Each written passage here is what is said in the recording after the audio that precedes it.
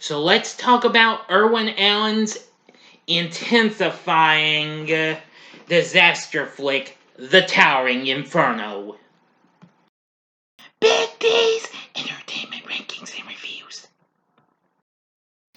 So greetings my fellow YouTubers and welcome to Big D's Entertainment Rankings and Reviews. My name is Doyle, better known to you as the Big D, and this time around I bring to you a review of the 1974 disaster flick The Towering Inferno, released by Fox in the US and Warner Bros. Internationally. Directed by John Guillermin and produced by Irwin Allen, who recently worked on The Poseidon Adventure. Now, this would be the first film to be a joint venture between two major Hollywood studios, as I've already mentioned. The film features an all-star cast that includes Paul Newman, Steve McQueen, William Holden, Faye Dunaway, Fred Astaire, Susan Blakely, Richard Chamberlain, Robert Vaughn, Robert Wagner, even O.J. Simpson, and Jennifer Jones in her final film. Anyway, the film was adapted by Sterling Silfen, based from a pair of novels, The Tower by Richard Martin Stern and The Glass Inferno by Thomasin Scotia and Frank M. Robinson. Let's get into the story. Architect Doug Roberts returns to San Francisco for the dedication of the Glass Tower, which he designed for developer James Duncan. The tower, which is at 1,688 feet, which that's 515 meters tall, and 138 stories, is the world's tallest building. During testing, an electrical short starts an undetected fire on the 81st floor. Just after another such short occurs in the main utility room, upon learning this, Robert sees the wiring is inadequate and suspects that Roger Simmons, the electrical subcontractor, and Duncan's son-in-law cut corners. Roberts confronts Simmons, who finds innocence. During the dedication ceremony, Chief of Public Relations Dan Bigelow turns on all the tower's lights, but Roberts orders them shut off to reduce the load on the electrical system. Smoke is seen on the 81st floor. I got tongue-tied, my bad. And the San Francisco Fire Department is summoned. Roberts and engineer Will Giddings go to the 81st floor, where Giddings is fatally burned pushing a guard away from the fire. Roberts reports the fire to Duncan, who is courting Senator Gary Parker for an urban renewal contract and refuses to order an evacuation. SFF Chief Michael O'Halloran arrives and forces Duncan to evacuate the guests from the promenade room on the 135th floor. Simmons admits to Duncan that he cut corners to bring the project back under budget and suggests other subcontractors did likewise. Fire overtakes the express elevators, killing a group whose elevator stops on the engulfed 81st floor. Bigelow and his mistress Lori are killed when fire traps them in the Duncan Enterprises offices on the 65th floor. Lissalette Miller, a guest being wooed by conman Harley Claiborne, rushes to the 87th floor to check on a deaf mother and her two children. Security Chief Jernigan rescues a mother, but a ruptured gas line explodes and prevents Doug and the rest of the group from following. The explosion destroys the emergency stairs, which they must traverse to reach an exit door leading to a service elevator, which can take them to the 134th floor below the promenade room. They await firemen sent to blow up hardened cement blocking access to it. As firemen begin to bring the fire under control on floor 65, the electrical system fails, deactivating the passenger elevators. O'Halloran must rappel down the elevator shaft to safety. An attempt at a helicopter rescue fails when high winds cause it to crash and set the roof ablaze. A Navy rescue team attach a breeches buoy between the promenade room and the roof of the adjacent 102-story Peerless building and rescue a number of guests, including Patty Simmons, that's Duncan's daughter. Roberts rigs a gravity brake on the scenic elevator, allowing one trip down for 12 people, including Robert's fiancée, Susan Franklin. Lisa and the children saved earlier by her and Robert's efforts in the stairwell. An explosion near the 110th floor throws Lissalette from the elevator to her death and leaves the elevator hanging by a single cable. But O'Halloran rescues the elevator with a Navy helicopter.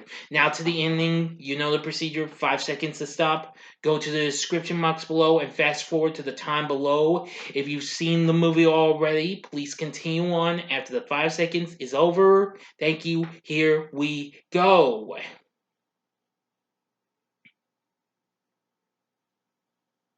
Okay, you've been warned. As fire reaches the promenade room, a group of men led by Simmons attempts to commandeer the breaches buoy, which is subsequently destroyed in an explosion, killing Simmons, Senator Parker, and several other men. In a last-ditch strategy, O'Halloran and Roberts blow up water tanks atop the tower with plastic explosives.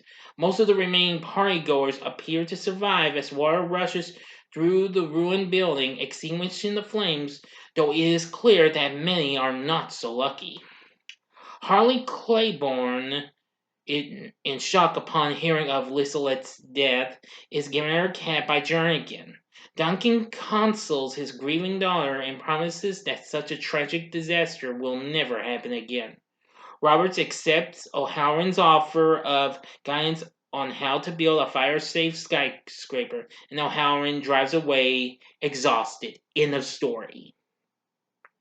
So what did I think of the Towering Inferno? Well, since I've seen it maybe just a few times, not a whole lot, including more recently, earlier this month on Amazon Prime, I will say this is pretty intense in my view. With a runtime of 165 minutes, which that's over 2.5 hours, this would be a flick that really could build up pacing every few minutes and what have you. Might slow down a little bit, but it'll pick up some steam later on. Nevertheless, I thought the story was pretty good and what have you. John Williams provides the score for this, which of course this was one of his early films. Of course, he would later go on to do scores for other movies such as, I believe, Jaws and Star Wars and Superman. Anyway, the cast was really good. Paul Newman as Doug Roberts and Steve McQueen as Michael O'Halloran, very good. William Holden playing James Duncan and Faye Dunaway as Susan Franklin. Yeah, they were all real good. Fred Astaire, Susan Blakely, Richard Chamberlain. Wow, there's so many. The list goes on, as a matter of fact. Yeah. It also has Dabney Coleman in it, and Olan Soleil, who recently voiced Batman in the Super Friends series and the original Filmation series, but he did lots of other shows and movies. Even Mike Lookinland, who, of course, this was just shortly after he finished wrapping up a little show where he played a certain Bobby Brady. And he was more recent, I believe, more recently seen in an episode. Well, not more recently. This wasn't on yet. He would later go on to appear in an episode of Filmation's The Secrets of Isis. But anyway, this was just so intense and what have you. This did pretty well for both studios and what have you. This did about just as good as, well, the Poseidon Adventure did. I think it was just so good. It got a ton of good reviews. It went on to make $203 million worldwide. So anyway, I think it's pretty awesome. The Towering Inferno, definitely a very good movie, but would I recommend it? Hell yeah. This is a great movie. It's got a great story, great characters, a great cast, great score by John Williams. Enough said. Alright, so what did you think of the Towering Inferno? Please tell me in the comments section below. If you like this video, click the like button below, subscribe to my channel as well, be a part of the Big D Nation.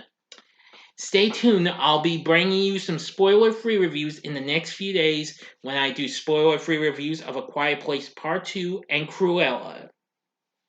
And then, well, on the final day of this month, or I had rescheduled the Price is Right vid, which I just did, you'll get my rewatches for the month of May in its place on Memorial Day, alright?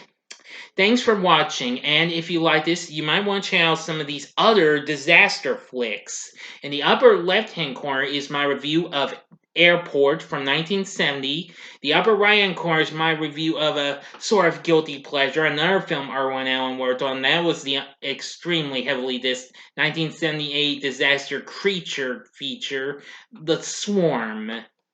Or if you would like to just lay off the disaster films, go to the bottom left-hand corner and see my review for a sequel to a pretty good movie, Maleficent, Mistress of Evil.